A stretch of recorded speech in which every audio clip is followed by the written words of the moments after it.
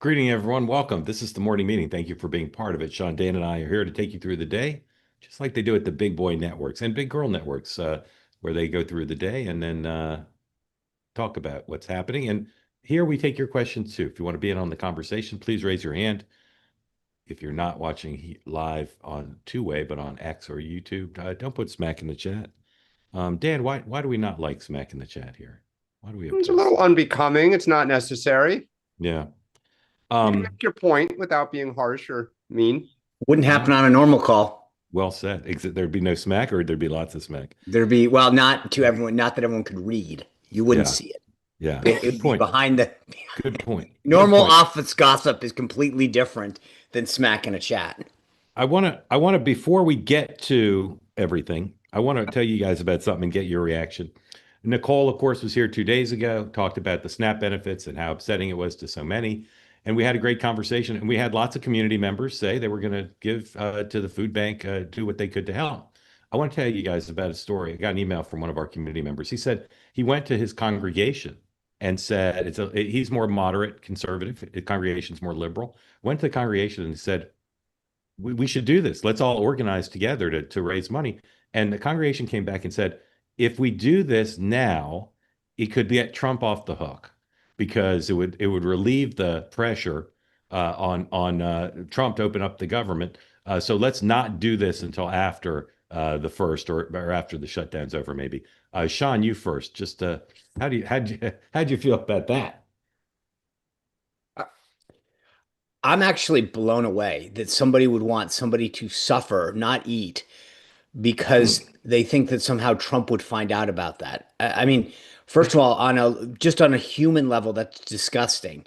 But the idea that somehow it would reverberate, I mean, just on a logical standpoint, it doesn't make sense either. Like somehow you're going to deny somebody food in, Massachusetts, and it'll somehow get back to Trump that, hey, in Springfield, there was a bunch of people that got hungry because we denied them food at a shelter. I mean, that's logically and morally ridiculous. Dan. I'd second Sean and just add that as a political matter, I don't think they also have the right read of this. I think it Yeah. would pressure Democrats to buckle. So, Yeah. but totally, I mean, joking Yeah. aside, I concur with everything Sean said. Yeah. So Right, again, but yeah, go actually, ahead. Mark, if I can, on a Of broader course. sense, the idea that that's where people's head is going. Like, I honestly, in my worst political, cynical day, wouldn't think like that. And the idea that that's where some people are resorting to, which is how do we inflict pain? Like, I want to beat people at the ballot box.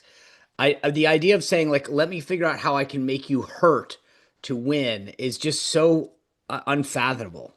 Yeah. I'd say Yeah. in 2024 there were some moments when the challenge when the man out of office made some comments that essentially was don't help Joe Biden or Kamala Harris. Yeah.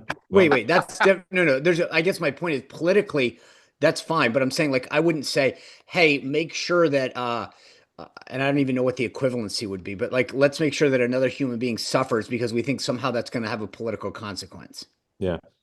Dovetailing with this, somebody told me a story last night about losing a friend, a longtime friend, a couple who was friends with this person and this person's spouse, because they didn't think they were sufficiently negative about the destruction of the East Wing, rather. So stuff continues.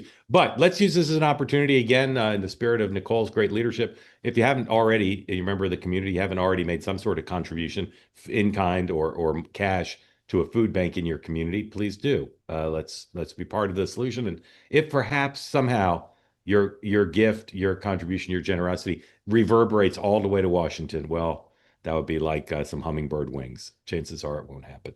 All right, quick word from a sponsor here, and then we're going to get into the day book, and then our conversation, and then Bless you. bless Thank you, you. and then of course your questions. First sponsor today is the folks at Lean. TakeLean.com right now, 20% off the entire site. Promo code Mark. Don't do fad diets. Juice cleanses, cabbage soup, raw food. Don't do that. Weight cycling, you gain weight, lose weight. It's a very unhealthy way to do it. Leads to all sorts of problems. The folks at Lean have an oral supplement and been created by doctors that is backed by science and will help you maintain healthy blood sugar, control appetite and cravings, and of course, burn fat by converting it to energy. All these things done in a healthy and natural way, not an injectable, one of those GLP-1 injectables. So right now, again, go to takelean.com, use the promo code MARK, 20% off your entire order, and you'll be losing weight a healthy way. Again, takelean.com, promo code MARK, 20% off your entire order. Thank you for your attention to this matter. And I had white rice for dinner last night, so you know where my head is at. Same here. Yeah. Yeah, white rice. It's like poison, Dan. No, All right. a little chicken. It's great. Yeah. All right. All right. Let's get to the day book. The president is in the air, coming back from his trip, and he lands at the White House at 3:05, back to the White House, and then right to a Halloween party. Pre-credentialed media can cover Halloween. Spooky. Sean, were you the Easter Bunny one year? 2 years. 2 years. How was that? Well, I know that wasn't for Halloween, but no, but so I did it under the Bush administration, under the Bush president when I worked for President Bush. Pro tip: if you want to, I would say any furry or big mascot, go early. First year I learned my lesson when I was the Easter Bunny. I think it was like 10:30 or 11. It gets hot. Let's just that's your hint. So the next year I was number one. So you're saying there's shifts for the Easter Bunny. You want to be only, early. You do an hour at a time. Yeah. Dan, what's the best costume you've ever had for Halloween? My mom made me, I was an Ewok from Return of the Jedi when I was like 8 or 9. Homemade or store bought? No, homemade. She made it, and she stitched. My mom liked to sew, and amazing. Yeah. I think we've got some pictures of that. No, just kidding. There are. That is true somewhere. Yeah. Mark, what was your favorite? What was your favorite? You're not share. I don't know. Are you a dress up guy?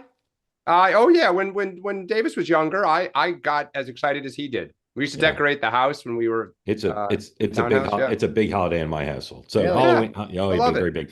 JD Vance, if you didn't watch his event last night with Erica Kirk, the Turning Point event in Mississippi, go watch it. Incredible event. And even if you don't like JD Vance, even if you don't like Turning Point, if you're interested in JD Vance's political skills, I recommend you watch it. Quite a performance. And this is why I say he's underrated as a political athlete. He may not be Trump or Clinton or Obama, but he was damn good last night. And today, in the afternoon, he leads a roundtable at the White House focused on how the shutdown is impacting aviation. I got a flight coming up, so let's. Can I tell you this? Last night, I as you can tell, I'm back in the Commonwealth of Virginia ahead of our election, and when I landed, they got the board right down there at baggage claim, and I took a picture of it.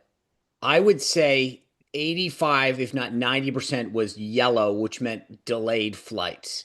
And right after I landed, apparently there's a ground stop at DCA. I mean, this is getting really, I think, for people who are traveling, it's precarious.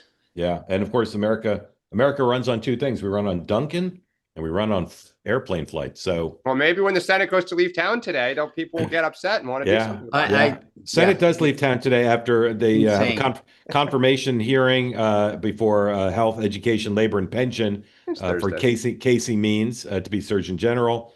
They're voting on more votes on tariffs and on Alaska Petroleum Reserve. And Speaker Johnson, if it's a day that ends in Y, 10 a.m. press conference on the shutdown. Real quick, can I just ask you guys, are you surprised? I am blown away politically that the Senate has been able to just walk away. It's like the Thursday, they're like, hey, we're done. We'll see you guys late Monday or Tuesday. I actually can't believe. I asked Ron Johnson the other day, do you strategically think this is stupid? He goes, well, we've already voted 13 times. I mean, I've never seen anything politically like this. Yeah. Well, I think in my experience, they want to go home because they want to go home. And the leadership makes up this excuse. Let them blow off some steam. We're not making any progress with them here. They'll go home. They'll blow off some steam. They'll come back. They'll settle it. I get it. I've heard the whole thing, though, that the House hasn't been in town for a month. The Senate keeps adjourning, and Donald Trump's just going all over the world and, has one. I bet she has more press conferences today. Barely talks about it.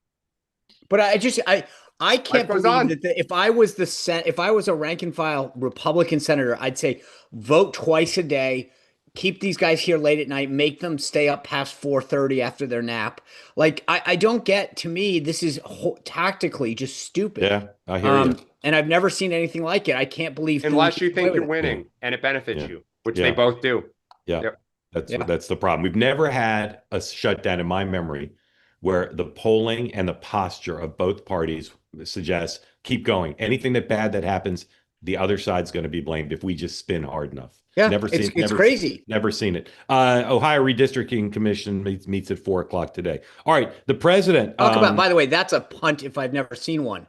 The Democrats just got an early Christmas gift in Ohio. Yeah, I'm not sure. Why did the Ohio Republicans do that? They had if they hadn't gotten the buy-in, they risked having to have a ballot initiative that might not have that would have been on the ballot in 26, meaning it would not have happened. I mean, I was reading about this. It was take bird in hand. Yeah, exactly. All right. So the president, I think every leg of every flight on the trip talked up a storm to the pool. And because whenever the president talks on Air Force One, for whatever reason, the audio and video don't always get cut.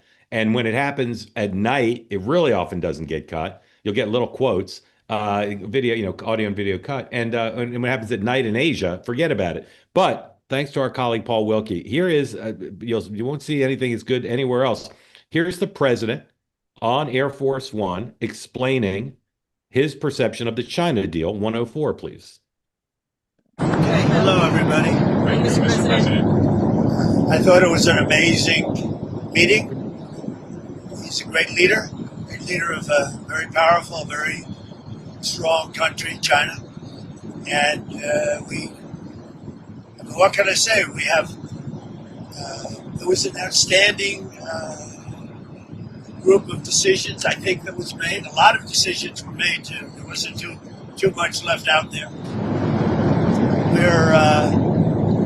We're in agreement on so many elements, large amounts, tremendous amounts of the soybeans and other farm products are going to be purchased immediately, starting immediately. We have a deal. Now, every year we'll renegotiate the deal, but I think the deal will go on for a long time, long beyond the year. We'll negotiate at the end of the year, but all of the rare earth has been settled, and that's for the world. I mean, worldwide. On fentanyl, we agreed that he was going to work very hard to stop the flow. It's a very complex subject because it's used for lots of different reasons, including anesthetics and things. But he's going to work very hard on it, precursors, and I think you're going to see some real action taken. I think we agreed I'll be going to China in April, and he'll be coming here sometime after that, whether it's in Florida, Palm Beach, or Washington, D.C. But overall, I guess on the scale of from 0 to 10, with 10 being the best, I would say the meeting was a 12. Okay, and so we know, and the Chinese haven't disputed this, fentanyl progress, chips progress, although China hawks aren't crazy about what they've agreed to there. Soybean progress, rare earth progress. They talked a lot, you'll see in a second, they talked a lot about Ukraine, but no apparent progress. The president basically said nothing the Chinese can do because they're addicted to Russian oil. And then, although some thought they would be talking about Taiwan, the president said no. Here's the president summarizing his view of the Ukraine conversations. Ukraine came up very strongly. We talked about it for a long time, and we're both going to work together to see if we can get something done. We agree the sides are, locked in and fighting, and sometimes you have to let them fight, I guess. Crazy. But he's going to help us, and we're going to work together on Ukraine. There's not a lot more we can do. He's been buying oil from Russia for a long time. It takes care of a big part of China. And, I can say India's been very good on that front. But we didn't really discuss the oil. We discussed working together to see if we could get that war finished. It doesn't affect China. It doesn't affect us. And I'd like to see it done on the basis. I don't like to see 6,000, 7,000, 8,000 young people, mostly young people, for the most part, soldiers be killed. It's not costing us anything. In fact, we make money, and I don't even want to talk about making money. I don't care about making money in that case. We're going to work together to try and get the war with Russia and Ukraine solved. So, Sean, it seems like what the president says happened is what Scott Bessent previewed precisely, and they didn't, and at least based on what occurred in a meeting that was shorter than some thought, they didn't really come out with anything new beyond what was already previewed, which is counter to the normal, conventional wisdom of how you do these: preview, over promise, under promise, over deliver. So there's I think, some feeling out in the ether that this was disappointing, and particularly with no progress on Ukraine. So, leaving aside the spin of it, just on the substance, is this a good deal for the United States? Yeah, it's a really good deal. And I'll tell you what, one of the things two things. One, on the AI thing, I've talked to some pretty heavy hitters over the last few months about the chips. And there is definitely a split, but there's a very compelling case for a lot of that I've sort of come to realize, which is having them buy the chips that we sort of give them is better than them going and doing it their own and us not knowing what they're getting, right? So us having visibility on what they're getting, how much they're getting, what they're doing with them is a lot better than us shutting them out and not knowing what they're doing. So that's, anyway, I think that's important too. One of the byproducts of this rare earth thing and is the need to decouple from China. And so one of the things that has happened over the last couple of months in particular is that we've started to go to Canada, to Australia, to Southeast Asia, and to say, where can we work with you guys on rare earth minerals?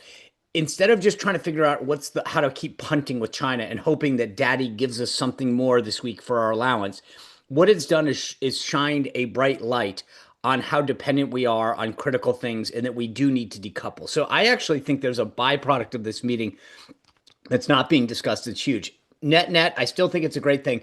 Two logistical things. One, I did think it was funny to watch.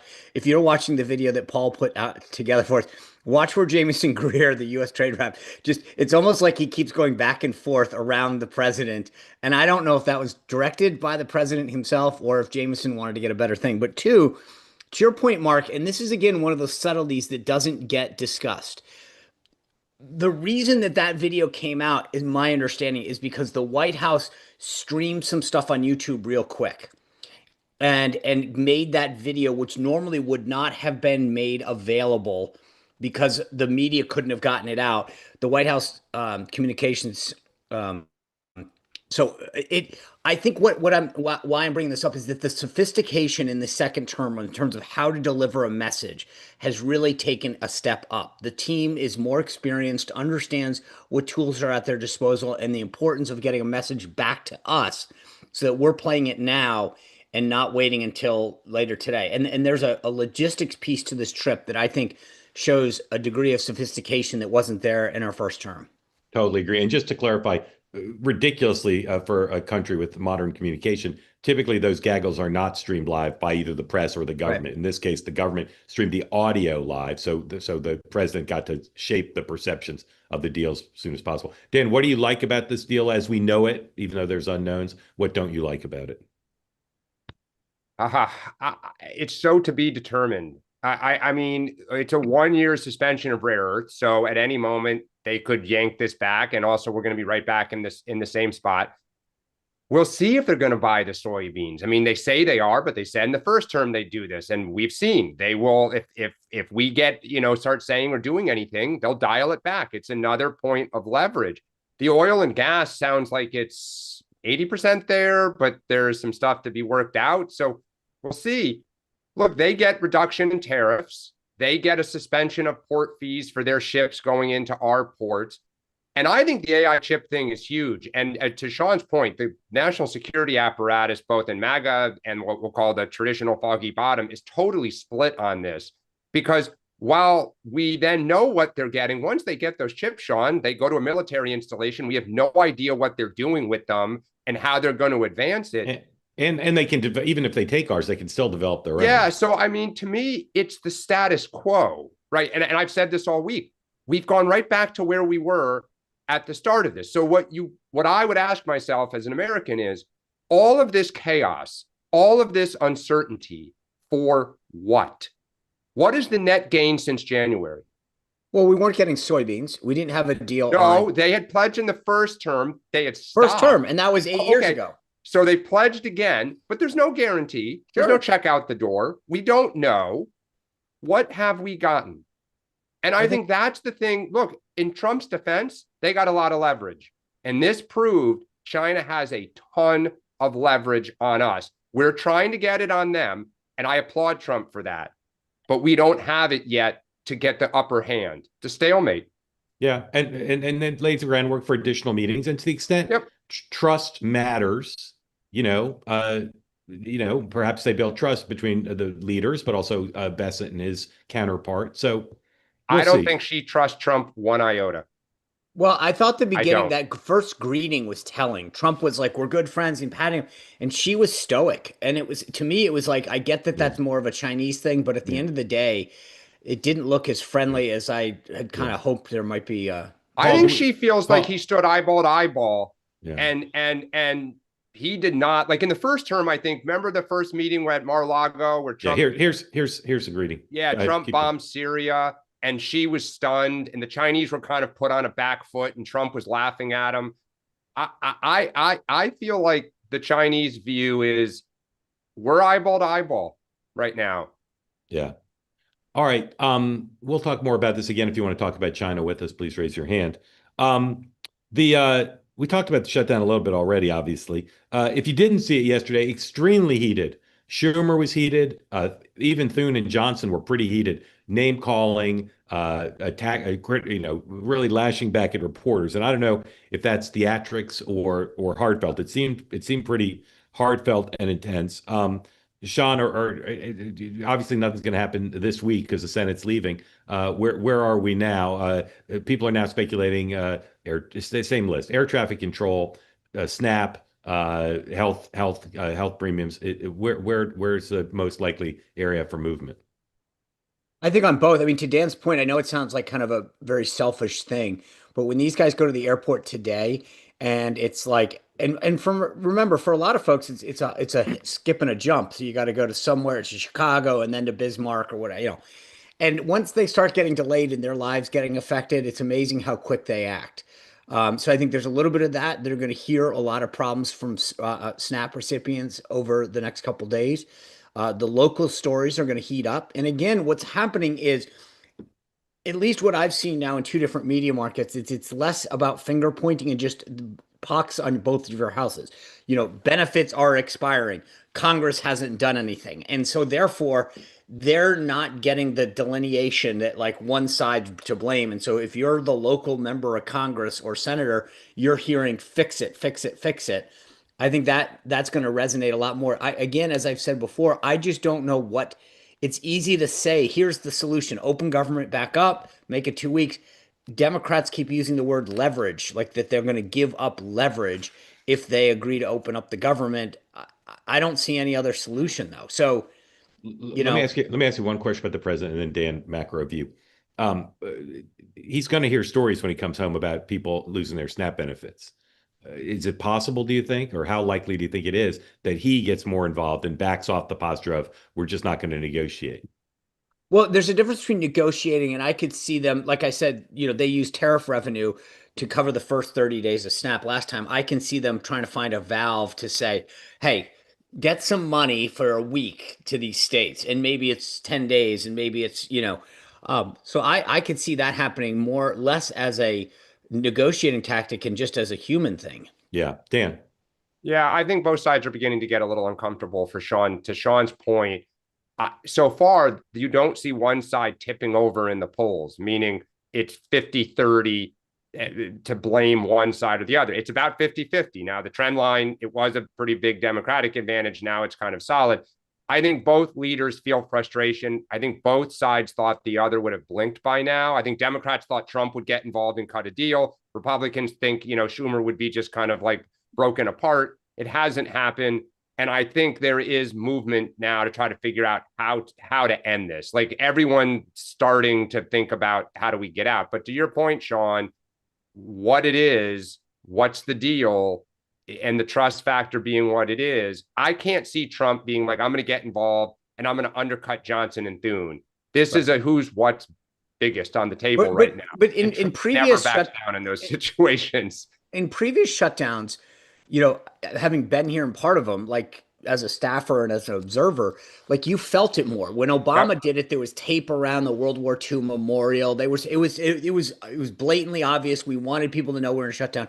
The president announced that he's paying military service members, active duty military, and so like a lot fewer people are feeling that impact. And so I think SNAP is going to be your first real concrete thing where there's a massive millions of Americans that feel the pain of this in a way that hasn't happened in the last 30 days.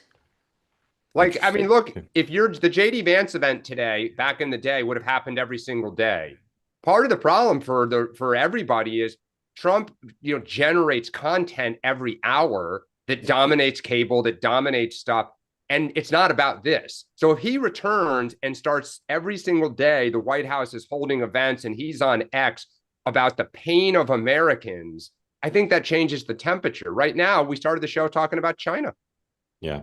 The president talked about a bunch of foreign policy stuff on Air Force One, and he's been on Truth Social a lot too. Talked about potential future meeting with Kim Jong-un. He talked about talking to Canada. He's talked about Israel and Gaza, whether he's gotten heads up over some of these U.S. Israeli military actions. And then out of the blue, the president announced on Truth Social and then talked about it on Air Force One that he's directed the Pentagon to resume nuclear testing. Here's the president, this is 112, Paul, on Air Force One, talking about his theory about why there needs to be renewed U.S. nuclear tests that haven't occurred in many, many years. 112, please. About resuming nuclear testing, what prompted you to do that right before the meeting? It had to do with others. They seem to all be nuclear testing. We have more nuclear weapons than anybody. We don't do testing. We've halted it many years ago. But with others doing testing, I think it's appropriate that we do also. Just one more on the nuclear announcement. Do you worry that we're entering a more risky environment when it comes to nuclear issues? No, I don't think so. I think we have it pretty well locked up. But we have more than anybody. But I see them testing. I say, well, if they're going to test, I guess we have to test. I'd like to see a denuclearization because we have so many, and Russia has some. Russia's second, and China's third, and China will catch up within 4 or 5 years. I think de-escalation would be, they would call it denuclearization, would be a tremendous thing. And it's something, we are actually talking to Russia about that, and China would be added to that if we do something. So Russia and North Korea are testing nuclear capabilities, although not full-fledged tests as far as we know, I believe, nuclear weapons. Dan, any sense of why the president thought this was the right thing to say? I think it's a machismo, sign of strength, and just, hey, Vladimir, you want to think about, potentially if a Ukrainian missile hits your territory using nuclear weapons, like ours are bigger than yours. It was also right before the Xi meeting too. There was a little bit of, just as a reminder, folks. Yep. Yeah. Okay. Again, we'll get to you all in just a moment. So please raise your hand if you want in the conversation. If you've never raised your hand before, today could be the day to do it. If you've never raised your hand, think about it. New York City mayoral race. Michael Bloomberg put $1.5 million into a super PAC supporting Cuomo, attacking Mondami. Here's Spectrum News, New York One. Bloomberg endorses Cuomo. He'd endorsed him weeks ago. He sort of re-endorsed him. But the bigger thing was endorse. He put money in. So I said this last night on Two Way Tonight. I worked for Mike Bloomberg. He's a data guy, and he's not going to put money in if it's a lost cause. So clearly, and he polls everything. He's got a big political operation. So presumably they saw something that made them think this was not maybe higher than Jim Carrey. So you're saying there's a chance level. Public opinion polls all over the map, but the latest ones show Mondami with an insurmountable lead. Emerson, Mondami at 50, Cuomo at 25, Mondami 48, Cuomo 32, Maris, Quinnipiac closer, 10 points, but still 10 points. There's we're at the end here, so there's some endorsements, there's some new ads, whatever. But Dan, where do you see the race right now? I still think it's Mondani is likely to win. I think it really is just, what is the electorate turnout? Is there some sort of quiet surge of voters who either traditionally don't vote in the mayoral, or whatever. And the one thing we haven't talked a lot about, but like is worth pondering is if Mondani loses, what will be the civil war in the party? Because if it turns out, he loses, the base is going to say the middle and the right flank went to war against one of our own and took him down. Think about 2028. Think about the primaries in 2026. We haven't given a lot of thought. Everyone's about what if Mondani wins and he's the poster child for the RNC. But and Cuomo yesterday on two appearances, Stephen A. Smith and on Fox Business, sounded like a Fox News pundit talking about how Mondani is in league with AOC and is ruining the party, and it was quite something. So I agree with the point you just made. Sean, you going to Ladbrokes? What are you doing? So I'll flip this though. I keep thinking if Cuomo wins, does he have the recognition to know that he didn't win? Mondami lost, right? I mean, this is sometimes people have to remember that, we had this issue in Virginia 4 years ago where it was Terry McAuliffe to lose and he lost it. And you have to sometimes get the right message out of an election. And so to me, I think Mondami can't have election day come soon enough. I think people are waking up and realizing the choice. What worries me most about this is I believe the number was 775,000-ish voted in last New York City mayoral race 4 years ago. My understanding is that number is going to get swamped.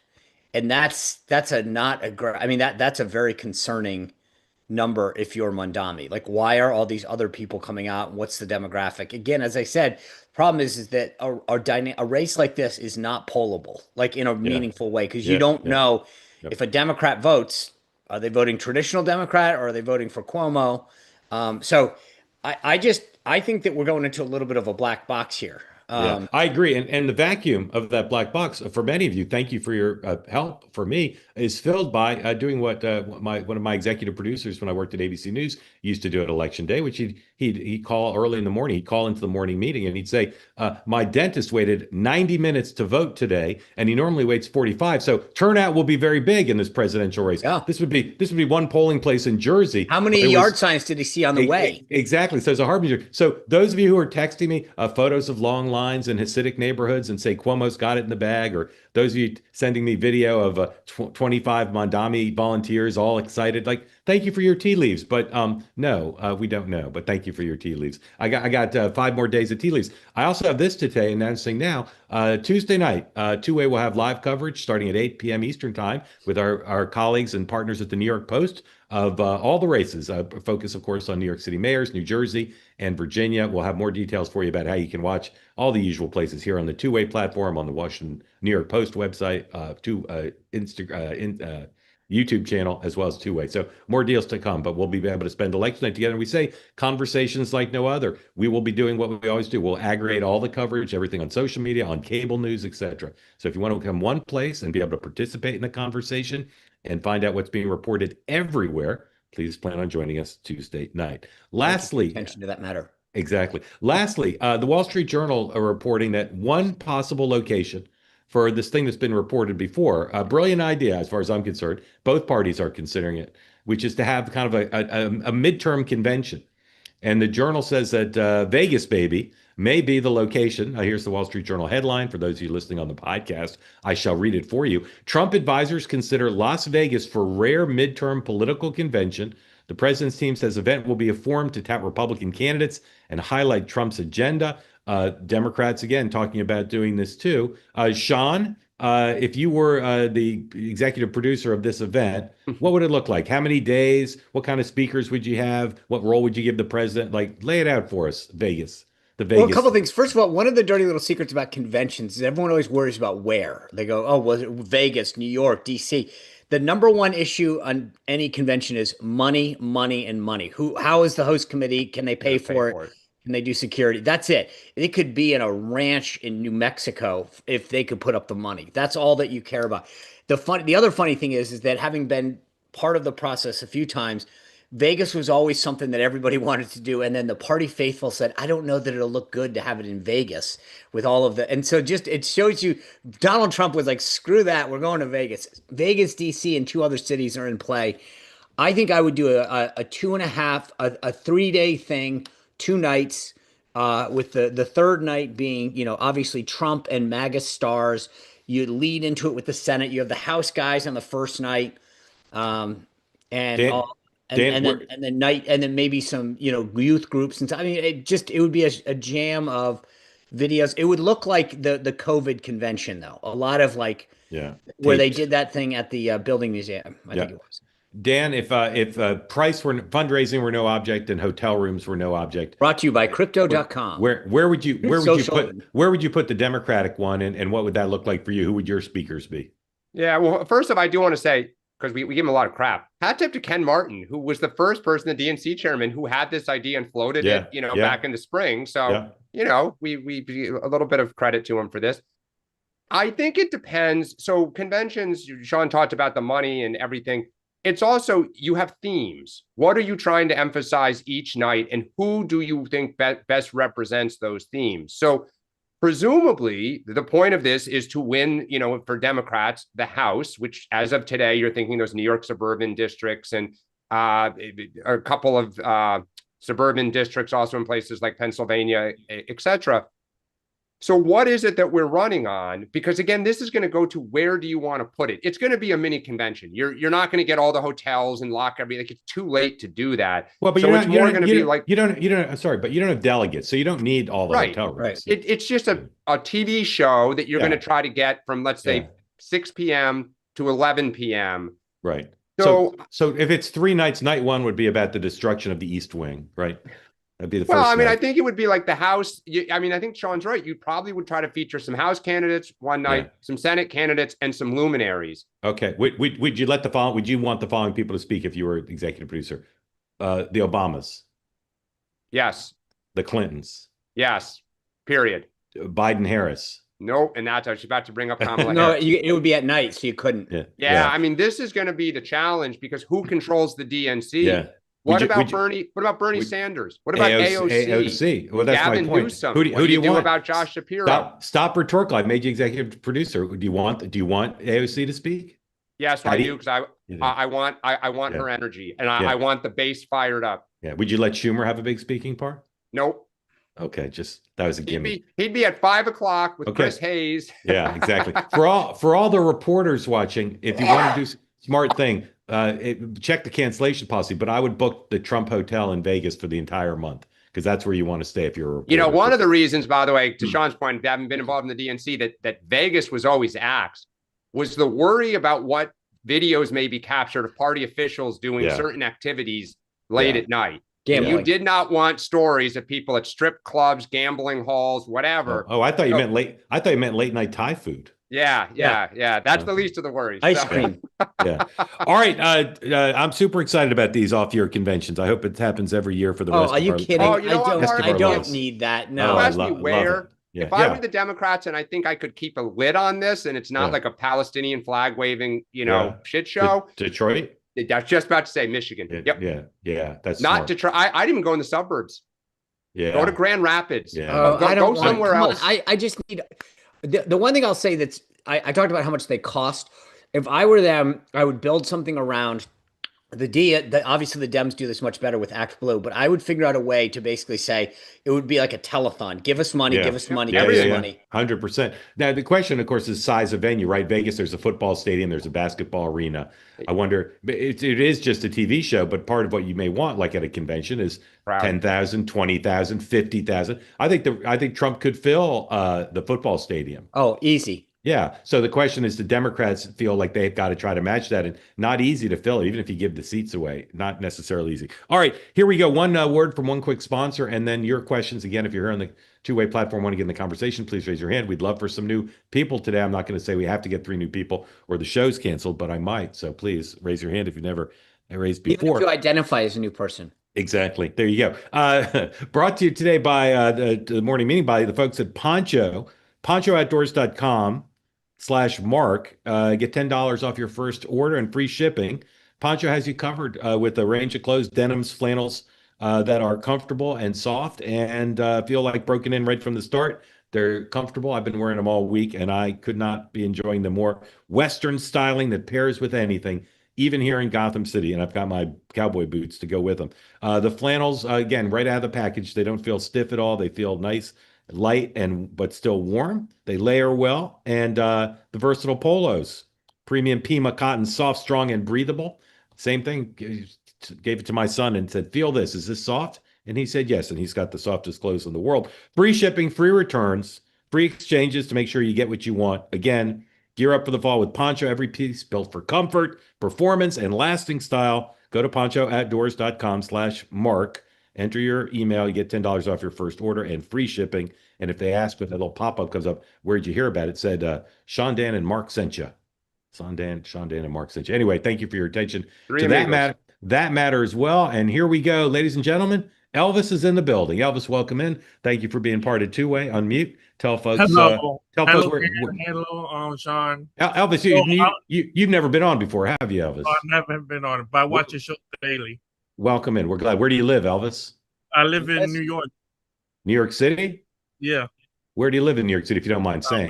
Manhattan. Manhattan. Yeah. Manhattan. The fancy island. You ever been to Staten Island, Elvis?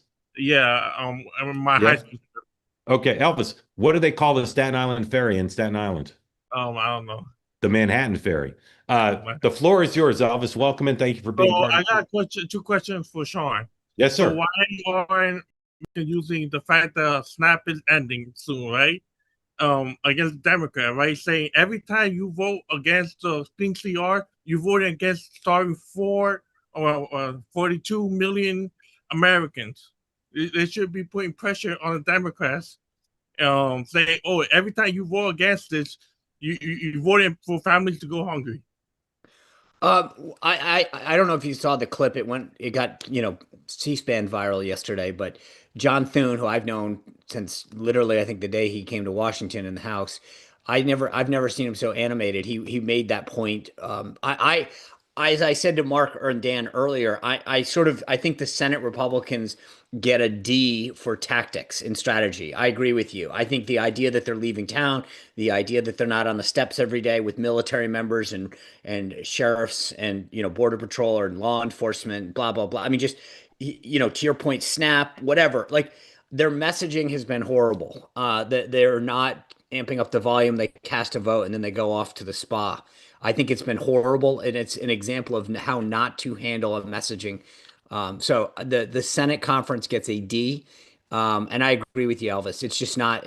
They're not making a compelling case and putting their foot on the gas. Well, it's an old school approach, which is speak from the Senate floor and speak from the press gallery, as opposed to, as you say, get real people involved, get out of the Capitol, and put pressure. And you see in the era of Trump, the tree falls and nobody hears it. Yeah. Nobody pays attention to those. But they're not even trying, Dan. I agree with you, but I also feel like at some effort, I remember back when we had spending issues. I mean, not when we had them, but when I'd say, why? Well, it'll never pass. Like they didn't even try. Yeah. My point is, at least show us that you're trying. It's so disappointing to see this. Yeah. Elvis, next question. My other question. Do you think Trump will primary Marjorie Taylor Greene? Yeah, next year, because she's like speaking out against them, and now she's like pro illegal immigrants. Now that she has a construction company, and now she wants cheap labor. So you think he will primary her or not? I'm not aware of the latter of what you just spoke about, the immigration piece. I'm not aware. She was speaking on CNN and other mainstream, saying that she's okay with illegal immigrants now, and she says she should find a way to stay here. Okay, and, I'd look into that. Maybe Marjorie's been hacked, but I think she has been a very strong supporter of President and the MAGA movement.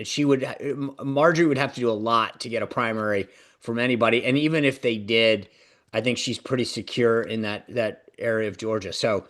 I don't think he will. I think she's been very clear that while she sometimes disagrees with the president, it's not personal.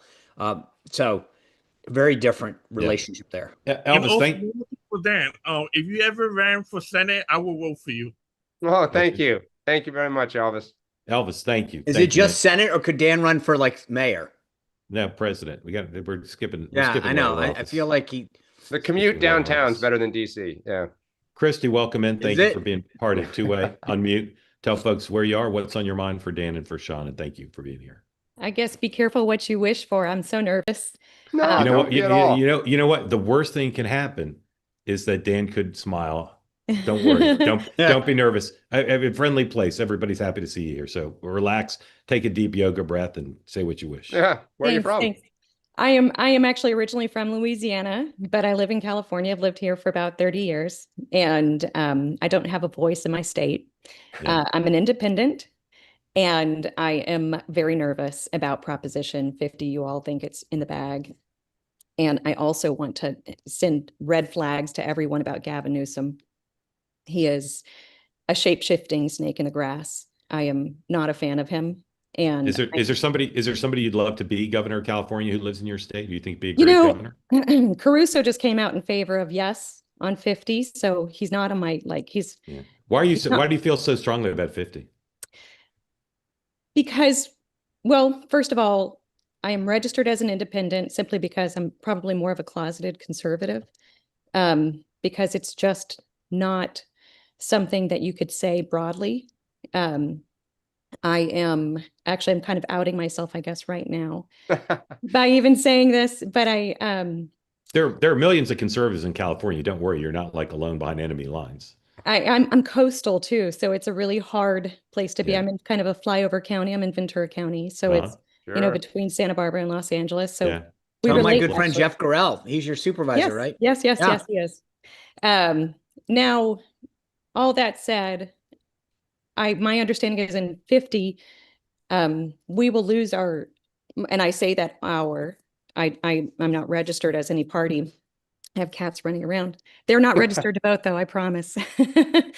I know in California, that's not unheard of. On 50, I understand that conservatives will lose their voice at a rate of 8-1. Yeah. And it's very concerning because the Uniparty, I mean, I know Schwarzenegger has come out recently on Mar to say, talking about the commission, I just see the mass exodus of people out of the state. I see the mass exodus of business out of the state. And I actually I didn't even want to talk about Prop 50 initially. I just wanted to put a plug in for Prop 50. All good. Tell us what you want to ask about. I'm sorry. I want to give a great quote from Larry Elder, who I voted for to replace Newsom a couple years ago. Yeah. He said, and I thought this was really great because I think this is really, it's actually about the ballroom. and he said that, how a camel looks like a horse built by a committee. He said that the Obama Presidential Library looks like a building built by a committee of camels. And I thought that was a hilarious quote, but I thought, is the motivation for the ballroom an opportunity, if you look at Trump's presidency as whether it's a hero or a villain's arc, that origin story in that, I think it was 2011 or sometime well before he ran, that White House, the Correspondents' Dinner, where Obama just razzed Trump to the point of running. And I think, is this Trump's opportunity? I think he has ODS in the same way that so many have TDS. And I think that he is obsessed to some extent with Obama.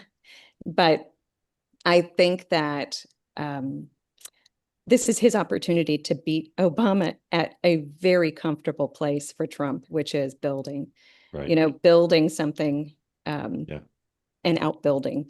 Okay, let's let the guys comment. Thank you for that, Christy. Sean, thoughts?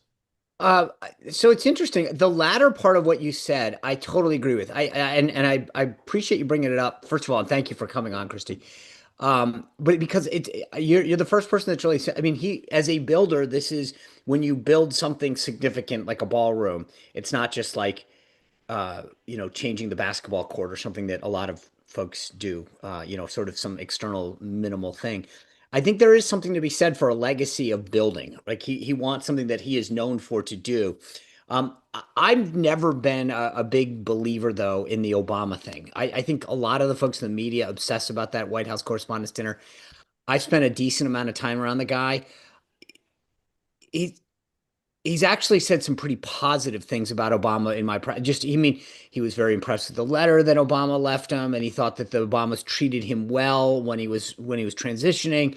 I mean, privately he makes fun of the policies and stuff, but I'm not one of those people that subscribes to this notion of him obsessing over Obama. And again, you never know with Donald Trump. I mean, maybe it's true, but I've just never heard him in my presence do that. Dan. I think that he's talked about the ballroom for over 10 years. I actually happen to think there needs to be some sort of physical structure to host large numbers of people, whether for state dinners or large events. I do think he loves the idea that for the rest of time, he will be known for the one who built that. The way people talk about the Truman balcony, and I think it was in Eisenhower they started doing a massive gut renovation. Like, people always say that is the Trump ballroom. So I think he does love the idea of leaving a lasting legacy. I think on redistricting, look, I could go all over the map. The number of states where the allocation of representatives is not matched to the public, meaning, Texas, where you may have a 80 to 20, even though it's like a 55-45 state, Florida, Ohio, like now California, Illinois, Maryland, they're trying to get to be 8-0. Everybody is trying to squeeze, because of analytics and because they can pinpoint voters so much better, the ability to draw maps where you go into blocks and cut out, individual houses to shore up it's remarkable, and it's sad. Yeah. Christy, thank you. No reason to have been nervous, as you see. So thank you for being part of Two Way. Grateful to you. Daryl, welcome in. Thanks for being part of Two Way. Tell folks where you are, what's on your mind. Yeah, thank you so much. I really admire this show. I live in Easton, Connecticut. So, Sure. Yeah, and I'm actually, funnily enough, head of the Easton Republican Town Council, and we have a municipal election going on, which is actually pretty exciting. It's the first big election we've had in a few years on our side. Anyway, I guess I wanted to have two statements and a quick question. So I guess regarding Mike Bloomberg, I lived in New York City for years, worked on Wall Street. I think it's basically a real shame that Mike Bloomberg hasn't gotten enough blame for the situation that New York is in right now. And I say that because, he ran the city as a technocrat after Giuliani. I think by all accounts, he was a very good mayor. A nominal Republican. We all knew that he was a Democrat, but that was fine. And then when de Blasio comes in, he says nothing for 2 terms. Nothing, not a word of criticism of him trashing the city, and really kind of ruining his legacy. He spent more time trashing Trump than he did defending the city that he lives in. And, if he had said one word of maybe de Blasio is not such a great idea for New York City right now, just one word, the New York media would have picked it up and would have stopped him in his tracks. But I think Mamdani is just a natural result of decline that kind of started with de Blasio, continued with Adams, and is now happening right now. And I think a lot of that needs to be placed right on the feet of Michael Bloomberg, because Yeah. Okay, Daryl. Well, thank you for that. it's a great question, Daryl, because both my wife and a lot of friends, we talked a lot about the de Blasio era. I think if Bloomberg had come out against de Blasio, it would have strengthened de Blasio, because you have to remember when Bloomberg left, de Blasio's "I'll be the mayor for all of New York City" was code for outside of Manhattan, right? Things don't feel as great. And so I am going to represent people outside of it. That feeling still persists today. The kind of 2 New York cities, the Manhattan side, it's great property values, safety in the West Village and the Upper East Side's better than, other parts of this city. I don't know if Bloomberg going to war against him would have really helped. I do think you make a lot of great points, but there is a lot of change afoot in this city. And I think bringing the outer boroughs and the Manhattanites together for a common shared set of goals is a challenge. I mean, Bloomberg greenlit all the development, right? And a lot of it was built to Hudson Yards and 57th Street, and not as much in the outer boroughs, right? And that's the criticism. But I'm with you. I think Bloomberg was an amazing mayor. I think he would have been a great president. Well, that's the other thing. I mean, as a data guy, Yeah, as a data guy, Bloomberg spent $100 million on his last run, and Elizabeth Warren destroyed him with that horse-faced lesbian comment on the debate. Just it was unbelievable. But well, he tried to change his stripes, yeah, and she wasn't going to let him apologize and move on. I mean, the irony is, if Bloomberg hadn't run in 20, he probably would have been the perfect candidate in 24 if he had stayed consistent. But absolutely. And again, so the question I had was basically regarding SNAP. I heard the lady, the military lady down in Louisiana, she gave just an impassioned plea for fixing SNAP benefits. But I think there is a really disturbing TikTok trend where people are threatening a purge if SNAP benefits are cut off. And, if that actually gets legs, that is going to make a real big case for a wholesale reevaluation of SNAP. Because on the one hand, you've got, positive military families. This affects lots of people. But on a huge negative part, these people are unapologetic on TikTok talking about robbing Walmarts and supermarkets of this nature. I don't know how it's going to go. I wanted to know what you guys thought about that. Okay. Sean. Real quick on Bloomberg, because I'll sit this one out since I don't live there, but I will say two things to remember about Bloomberg post-mayoral. One, he's still a businessman in New York, right? And so you got to be careful what you do or say. And two, there is a degree of tradition about criticizing your predecessor. So I will give him, again, I'm probably not the best person to weigh in on that, but I would say that those two things are probably relevant to the discussion. On the SNAP thing, I've been watching these videos pop up more and more, Daryl, and I'm glad you brought it up because they're very troubling to say, this gives us a reason to do stuff now that we didn't have and da-da-da-da. I think, to your point, we keep talking about who, and again, taking the human side out and making it just purely political for a second. If that manifests itself truly over the first 4 or 5 days, I think that this could change the entire debate real quick.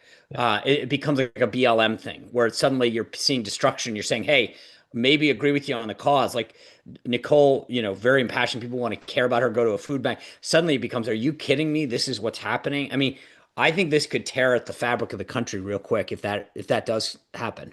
Daryl, thank you. Grateful to you for the 2 questions. Appreciate it. And I agree with Sean about Mayor Bloomberg not wanting to criticize his successors. That's a thing for New York mayors, very similar to presidents. Sean, what do you have tonight?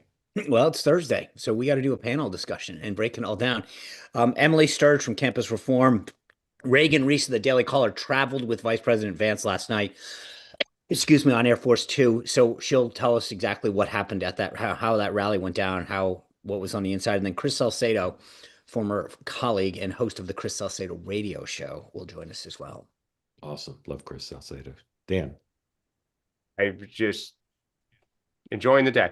Do you not have, sorry. Wait, and we have the group chat. Talking about. By the way, did you just put that you look very snappy today? Did you not? I figured you must have some kind of important meeting. No, actually, I didn't want to do more laundry. I have the group chat this afternoon and tend to wear so I'll be back with my colleagues, Joe Morris, Nina Turner, and Robbie Suave. So please join us at 4:00. Sorry about that, Mark. Don't. That's okay. All good. I'll tell you about my day. 12:30, I'll be on the Charlie Kirk show with his crew and talking about the New York City mayor's race and some other stuff. Next episode of Next Up drops later today. My reported monologue on the recurring history for Democrats in the media about Joe Biden's cognitive decline. It's a story I don't wish to cover, but they're forcing my hand. So I'll be talking about what's going on there. Then my guests include Ro Khanna and 3 great reporters. Alex Seitzwald, who left national media to move to Maine and started a newspaper up in Maine. He's been covering the Plattner story more than anybody else. And then my colleagues from the New York Post, who will be doing election night with me, Ricky Schlott and Lydia Moynihan, will be on. That'll drop later today on YouTube and on podcast. And then 2-way tonight, 6:00 tonight. Opportunity to enjoy my guests, and I'm currently blanking on who's on with me. Steve Elmendorf and Steve Elmendorf and who else? Somebody else. It's a woman. I can't remember. Anyway, we'll talk about all the day's news. So join us at 6:00 tonight, and then am I missing a show? I apologize. I got a lot going on here. Moynihan Report not on tonight. So Matt Whitlock and Steve Elmendorf will join me at 6. So Dan at 4, Sean and myself at 6. and then next up, and then Charlie Kirk show. So plenty of content for you to enjoy. Grateful to everybody. We got some new folks on today, which is lovely. And we look forward to seeing everybody back here in 23 hours. It's Friday. Are we dressing up? We got to make that call. Halloween. I'm going as an endorser of Fairway and Green products. That's what I was going to do. Yeah. Anyway, we'll see y'all in 23 hours, and it's Friday. So besides a incredible Halloween spectacle where I'll be snorting candy corn, or as they call it in some parts of the country, chicken corn, right through my nostrils, we'll be having our winners and losers of the week and what to look for in the weekend. So it's an episode you won't want to miss. Have a great day, everybody. We'll see you later.